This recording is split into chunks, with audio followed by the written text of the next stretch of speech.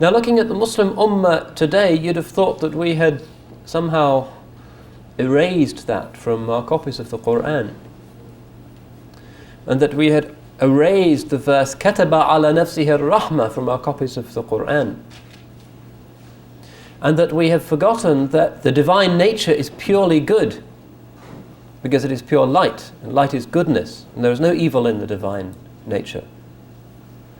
And instead we have turned Islam into something that frequently, not just in our ibadah of Allah subhanahu wa ta'ala and in our intuition of His nature, but also in our dealings with each other, that this tarahum has gone. That instead we are abrasive and suspicious. And that when we see a brother who is praying in a way that's slightly different to the way we have been taught to pray, our first instinct is not, alhamdulillah, a point of light in a dark universe. No.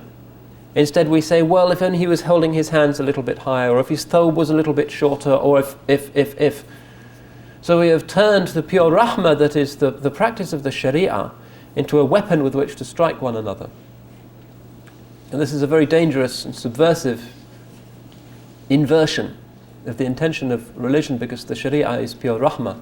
Allah has no desire to impose encumbrances on His slaves. Everything that He requires is pure rahmah, because that is His nature. And the sharia is pure rahmah. Occasionally we may not perceive that, but what we know for sure is that this comes from a Lord who has no interest in us save in bringing us to what is in our best interests. Rahmatan lil alameen is the attribute of the one who He sent to us.